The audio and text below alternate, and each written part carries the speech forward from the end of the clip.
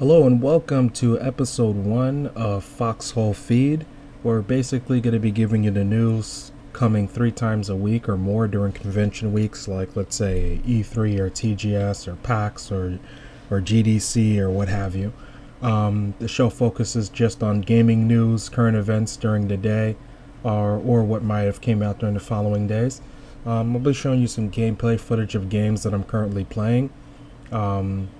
While I'm talking about the news. So right now you guys might be seeing Metal Gear Solid 5 right now, as I'm playing a lot of that, so you're going to be seeing that as some little background. Yeah, so let's just hop right into it. First little news tidbit we came across, our findings. Job Staffer, I want to say if I'm saying his name right now, Staffer. Oh man, I am butchering this dude's name.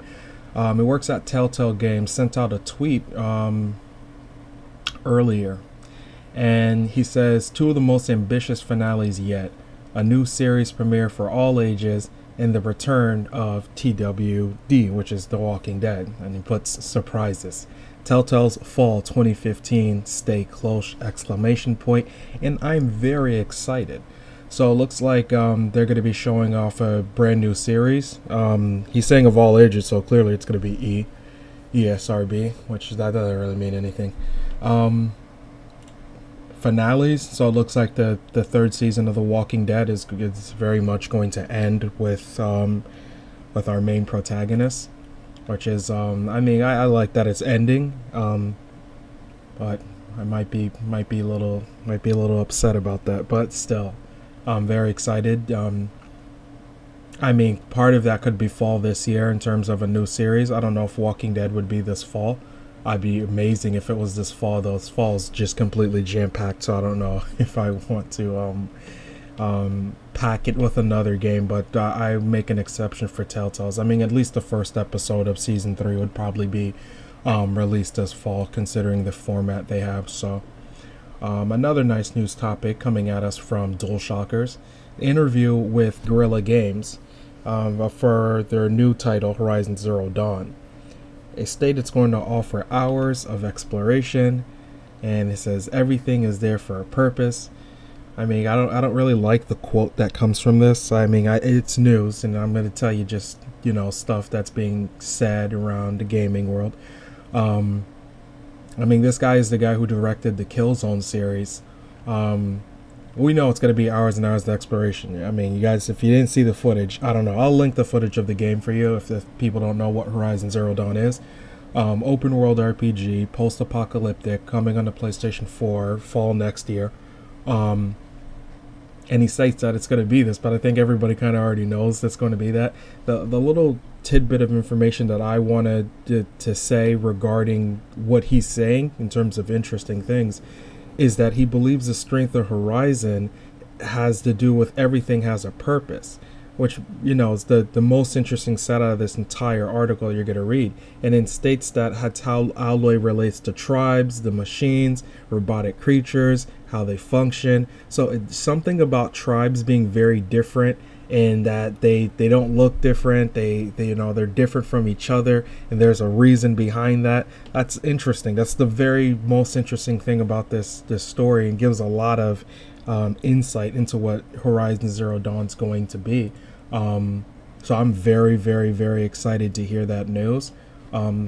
Looking forward to hearing more about this game. Hopefully they talk more about this game at their Paris event, but I might doubt it. I don't know if they'll focus on something like that.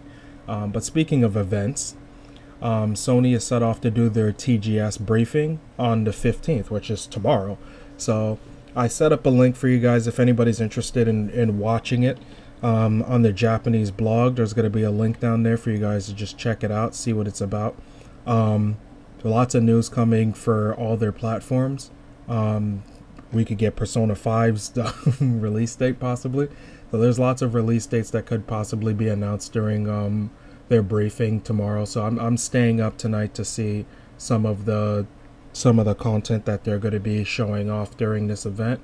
I mean, it's mainly for Japanese, but still, that affects us as the West, and Western gamers. But come on, we're still playing Japanese RPGs. It's whatevs. So as I'm playing Metal Gear Solid 5 right now, many people have already got the heads up about the save issue with quiet on your missions. Konami is releasing a patch to fix that, and it's already released actually today for PlayStation 4 owners, but I believe it's for all of their owners as well. PC version's also releasing the new patch, so everyone's getting this new patch that changes the save data. So now that it doesn't get corrupted by using quiet in those missions. So if you guys haven't done that yet, you could do that, and not, I guess, have it corrupted. Um, Other thing, like to bring out new release with Mario Maker, which came out just what 2 days ago almost. So you like making those levels, right? You love them, huh? Well, so does Nintendo. Apparently, Nintendo could make money off of your Super Mario Maker levels. This is coming from Geek.com. So Geek.com hit up a very interesting tidbit. It says that please be aware after a fixed period of time, courses with a low popularity will be automatically deleted. So they could get rid of your levels. Nintendo reserves the right to use upload courses related to data either as or alterations for either commercial or non-commercial purposes without compensation to the uploader. So basically, what they're trying to say is that they can upload it with that. But I mean, I feel we sort of already know that. You're making something using somebody else's tool. I think it's completely understood that it's not yours and you don't own it. So I mean, there's an understanding, I think, in the gaming world. If you didn't know that, I am very sorry, but that's sort of how it is, gaming world. I mean, we gotta know that exists somewhere. Last tidbit. Most interesting tidbit that was kind of released very quietly today through IGN. I don't know if it's because it's maybe it's a small developer. I don't know if it's just their indie or if it was very small team. I'm not really sure. But two new Japanese RPGs have been announced for the Xbox One, and it's by I believe they made Demon Craze, like a game for the PS Vita. Made a Japanese RPG, Demon Craze, if any of you guys are familiar with that IP on the Vita.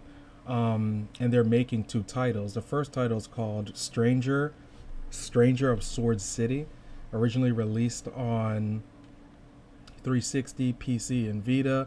Apparently, this is a remake.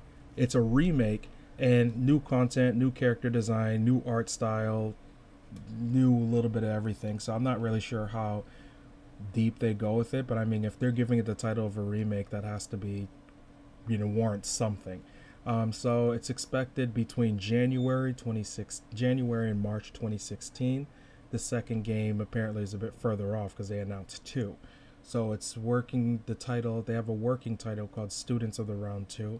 This is apparently an RPG, sort of like Shining Force or Fire Emblem, which is set to come between April 2016 and March 2017. I don't even know how you guys gap that large.